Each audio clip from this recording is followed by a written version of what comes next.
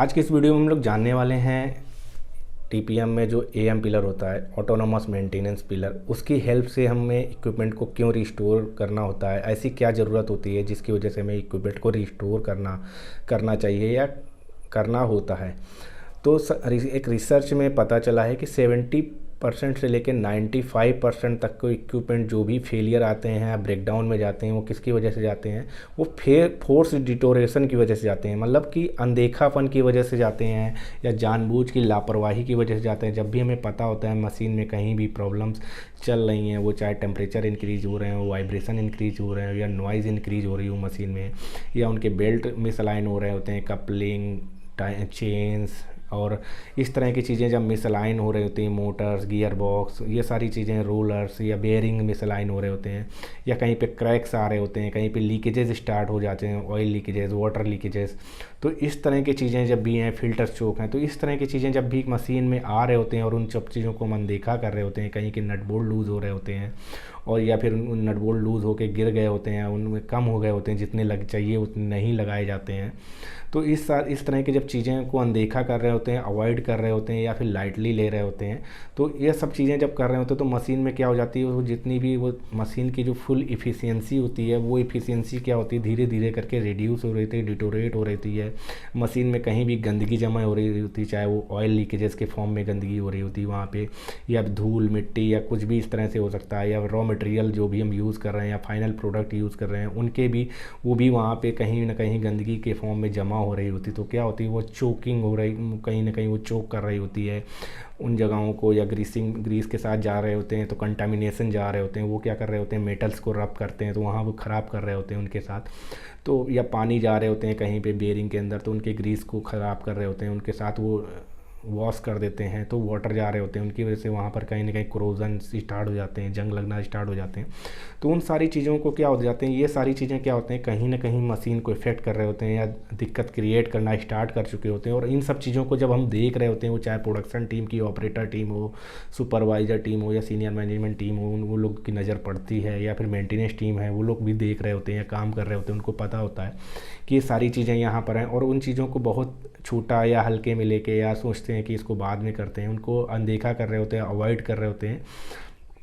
तो इस सिचुएशन में क्या होता है कि मशीन धीरे धीरे क्या होती है, मशीन डिटोरेट होना चालू हो जाती है, फोर्स डिटोरेट होना चालू हो जाती है, और मशीन धीरे धीरे करके जब छोटी छोटी प्रॉब्लम्स क्या होती हैं, एक दिन बड़ी प्रॉब्लम्स आनी चालू हो जाती हैं, और उसकी वजह से क्या होती है, मशीन बार बार ब्रेकडाउन में जानी चालू हो जाती है, जिसकी वजह से क्या होती है, हमारी प्रोडक्टिविटी इफेक्ट करती है, क्वालिटी इफेक्ट करती है, सेफ्टी के स्टैंडर्ड इफेक्ट करते हैं, और उसके साथ साथ हमारे जो भी हमारे प्रोडक्शन या की कॉस्ट है वो इंक्रीज हो रही होती है।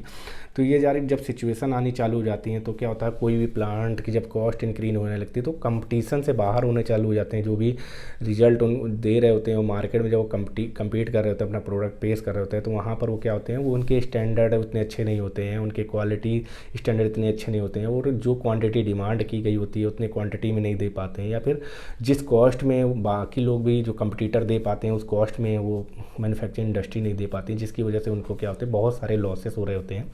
तो इस तरह के जो लॉसेस होते हैं वो हमारे किसकी वजह से आते हैं, फोर्स डिटोरेशन की वजह से आते हैं मशीन में। और फोर्स डिटोरेशन क्यों होता है, फोर्स डिटोरेशन होता है जब हम छोटी छोटी प्रॉब्लम्स को मशीन में अनदेखा करना शुरू कर देते हैं, और अनदेखा जब करते हैं तो अनदेखा करने की वजह से क्या होता है, वो इस तरह की जो जिस तरह की चीज़ें हमने बताई वो सारी चीज़ें अगर हम अनदेखा कर रहे होते हैं, किसी भी पैनल्स में, इलेक्ट्रिकल पैनल्स में, केबल में हीटिंग स्टार्ट हो जाती है, मोटर्स में टेम्परेचर इंक्रीज हो रहे होते हैं, केबल्स के टेम्परेचर इंक्रीज हो रहे होते हैं, पैनल्स में जो भी इंस्ट्रूमेंट्स या इलेक्ट्रिकल आइटम्स लगे होते हैं उनके इंक्रीज हो रहे होते हैं टेम्परेचर, या फिर वहाँ पर लूजनेस होते हैं जिसकी वजह से वहाँ पर स्पार्किंग शुरू हो जाते हैं, फिल्टर चोक हो रहे होते हैं, इन्वर्टर के टेम्परेचर इंक्रीज हो रहे होते हैं। तो ये सारी चीज़ें भी आ जाती हैं जिनकी वजह से उनको अगर अनदेखा करते हैं, अवॉइड करते हैं, या फिर उन सब चीज़ों को ध्यान नहीं देते हैं, या जानने के बाद भी हम सोचते हैं कि बात को प्लान करेंगे, अभी प्रोडक्शन निकाल लेते हैं, अभी आज के टारगेट पूरा कर लेते हैं या इस मंथ के टारगेट पूरा कर लेते हैं, या फिर मेंटेनेंस टीम भी नहीं ध्यान देती, तो क्या होती है, मशीन क्या होती है, वो धीरे धीरे डिटोरेट होने लगती है, धीरे धीरे ये छोटी छोटी प्रॉब्लम्स क्या होती हैं बड़ी प्रॉब्लम में कन्वर्ट होना चालू हो जाती है, और वही छोटे छोटे वाइब्रेशन या फिर जो भी नॉइज़ हैं वो क्या हो जाते हैं, क्रैक्स में कन्वर्ट होने चालू हो जाते हैं, वहाँ पे गैप क्रिएट करना डालते हैं, मेटल को काटना शुरू कर देते हैं, तोड़फोड़ शुरू हो जाते हैं और वो बड़ी प्रॉब्लम के फॉर्म में आ जाते हैं और वो बड़ी प्रॉब्लम ब्रेकडाउन के फॉर्म में आ जाते हैं, जो भी काफ़ी लंबे टाइम तक मशीन बंद होती है। तो ये सारी चीज़ें रिसर्च में पता चलेंगी। 70% लेके 95% तक के जो भी मशीन से जो फोर्स डिटोरेशन होते हैं वो किसकी वजह से होते हैं, जो भी 70% से लेकर 95% तक के जो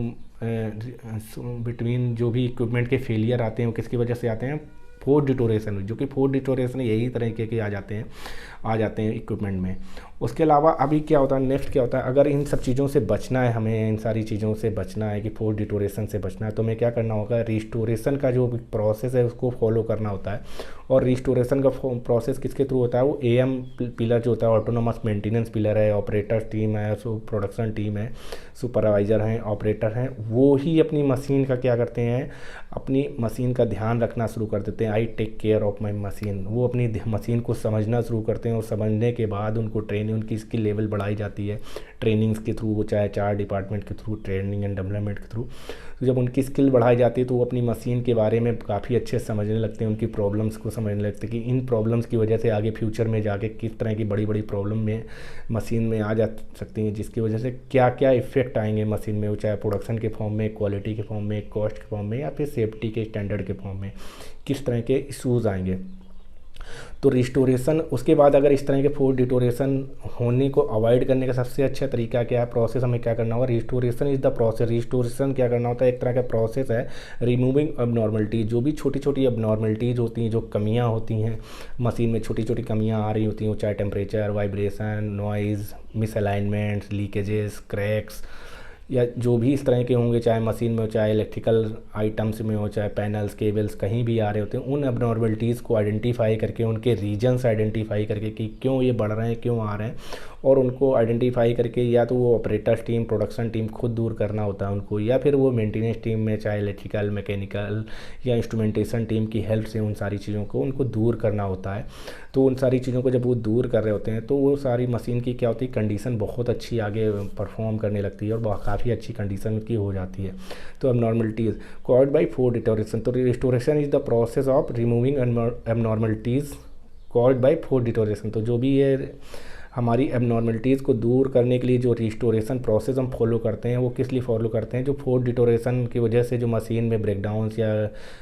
फेलियर्स आते हैं उनको दूर करने के लिए आते हैं। अब और उसके साथ साथ हमें ये भी ध्यान रखना होता है कि फ्यूचर में वो जो बार बार प्रॉब्लम्स आती हैं फोर्स डिटोरेशन के, उनको भी प्रिवेंट करना, रीअकरेंस को। ऐसा भी ना हो कि वो बार बार, एक बार हमने कर दिया फिर दोबारा से, एक बार सही कर दिया दोबारा से भी फिर से आना स्टार्ट हो जाए, तो दोबारा से रीअकरेंस ना हो, उसका भी हमें ध्यान रखना होगा। दोबारा से जो प्रॉब्लम्स वो ना आए तो हमें उसे परमानेंटली उसका सॉल्यूशन देना है, उसका परमानेंटली काम करना है। तो सारी चीज़ें उन पे ध्यान रख के ऐसा रीअकरेंस भी ना हो, ऐसा उसके जो रिस्टोरेशन मशीन को ऐसा रिस्टोर करना है, उसकी प्रॉब्लम्स को दूर करना है। तो मेनली यही आ जाता है। अभी अगला एक चीज़ जान लेते हैं हम लोग, rebuild is not a restoration, मतलब कि कोई चीज़ नई लगा देना रिस्टोरेशन नहीं कहलाता है कि मशीन को नया खरीद के वहाँ पे नया लगा देते हैं, हमने रिस्टोर कर दिया कह सकते हैं, ऐसा नहीं होता है। या फिर मशीन के सारे पार्ट चेंज कर दिए तो उनको भी रिस्टोरेशन में नहीं कहा। रिस्टोरेशन मतलब हो जाता है जो डेली लाइफ में हम उन मशीन को ध्यान रखते हुए, अगर कहीं लुब्रिकेशन की कमी है तो वहाँ लुब्रिकेशन करते हैं, कहीं टेम्परेचर इंक्रीज हो रहे हैं उनके रीजन ढूंढ के उन टेम्परेचर को कम कर सकते हैं,